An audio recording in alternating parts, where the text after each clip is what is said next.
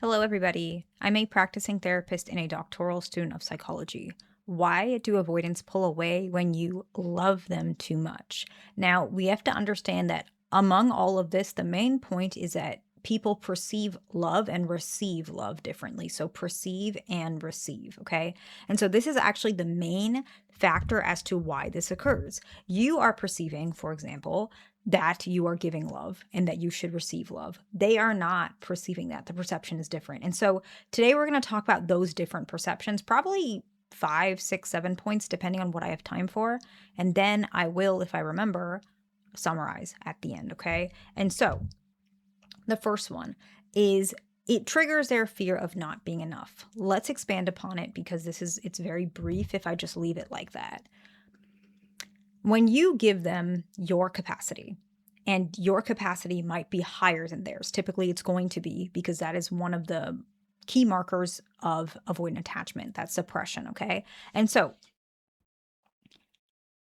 you are able to communicate and express something they cannot communicate and express and even feel at this point because of suppression.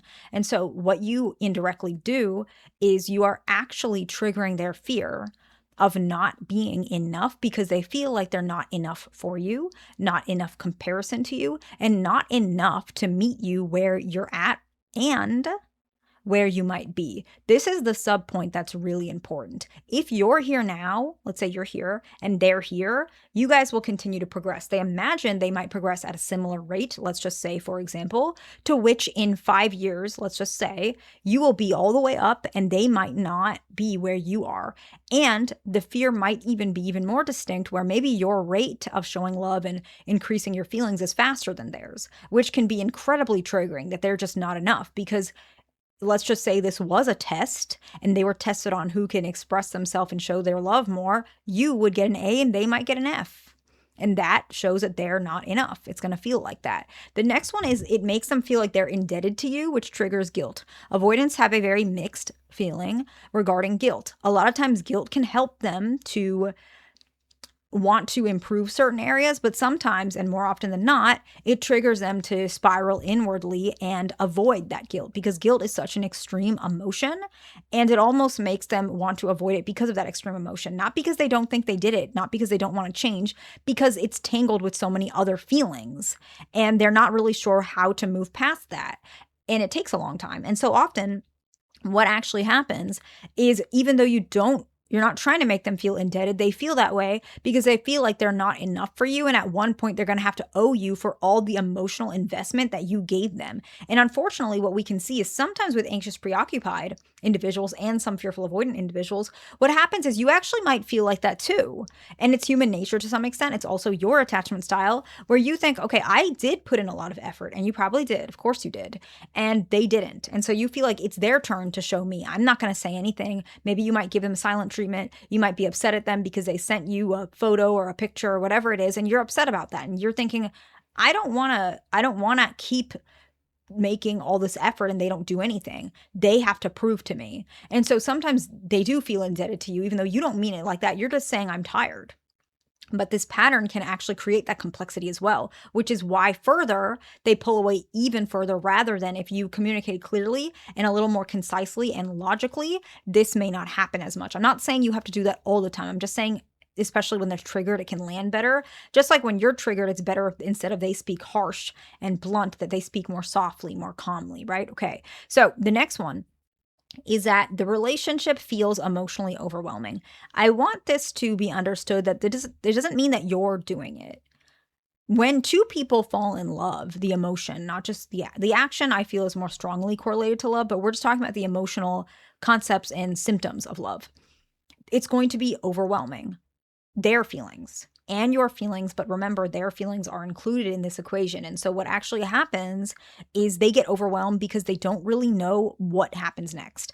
Are they supposed to do something? Is this a lasting feeling? Does it go away? Does it mean that they have to make progress on something? Does it mean they have to sacrifice something? And then at the same time, what can sometimes happen is as the relationship progresses, there's more contact, which can be overwhelming because now they have to navigate all of those experiences. There may be reassurance seeking on your side, and they're not really sure how to give you that because they're still getting caught up in all the feelings that they're still processing.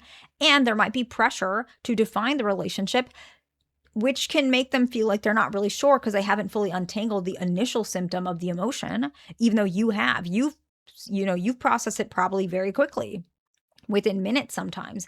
They might take months, years, depending on how severe their case is, to understand what they want to do with this feeling. And sometimes, more often than not, they want to build trust with that feeling. And so they love you, but they still want to know, can they trust themselves? Can they trust you? And so defining the relationship puts pressure on rushing that trusting process, which can make them shut down and pull away even further because it actually will indicate in their mind, this might be a sign I can't trust you, even though it's not what the goal was for you. That's not what was supposed to happen on your side, but it did. The next one is they actually might need more independence than you do. In fact, they typically do. And they interpret the constant closeness or the closeness that is occurring as you love them as losing their personal independence, their personal space, their autonomy, and their decision making. Okay, decision making, let's stop on decision making, okay? So, decision making is an important part of relationships, and usually it's collaborative, okay?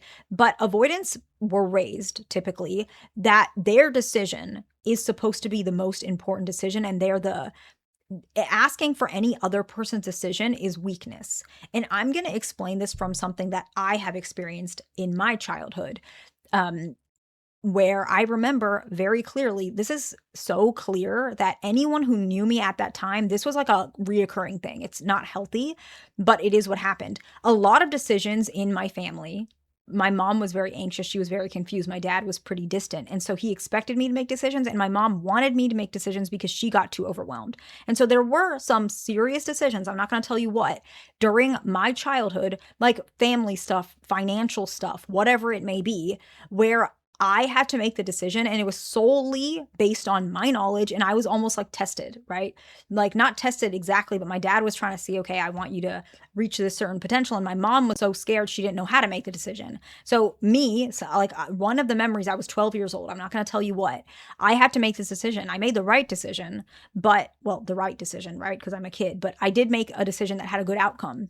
But often reinforced in my mind all the time, ever since I was young, is my mom would always say, you're the only person I can trust with decisions. Today, she just called me this morning and said that, like, you're the only person I trust with this. You're the only person I trust with that. And it's pressure. And then my dad always expected me to make the right decision. And if I didn't, he would be disappointed.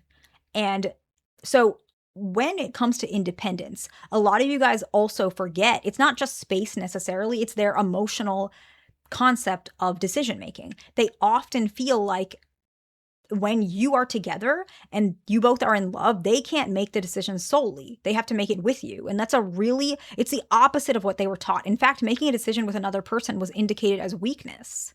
I had to make that decision solely by myself. I couldn't ask my parents for help. I couldn't ask, and I know that's not healthy, by the way. I'm not saying that's a good thing, but I couldn't ask for advice. I had to make the right decision. Well, that's how it felt like. And the more I made the right decisions, the more I was praised for that. And if any time I asked for any help or guidance, that would be viewed as weakness. And so with this, particularly when they love you, it's not just independence like space. It's also you fall in love. Now you both have to decide if you want to, at one point, be in a relationship, have the label of the relationship, get married. That's a decision. The next one is sometimes you don't give direction. I know this sounds annoying when you fall in love or what you want. And so it makes the experience confusing. You're in love with them. You want them to understand. You want something on Valentine's Day. Maybe you don't say it clearly. That can be very confusing. And the next one is sometimes you might just want more commitment than they're ready for. And if such the case, have a conversation, space it out a little bit, and then revisit in a later time. And so we can summarize. It triggers their fear of not being enough. It makes them feel indebted to you, which triggers guilt. Sometimes a relationship in of itself can be overwhelming. They need more independence, including decision making, and sometimes they're not ready to make decisions with you. Sometimes you don't give them enough direction, and sometimes you might want more commitment than they want. I hope this video was helpful to somebody. Please like, subscribe. I'll see you in the next one.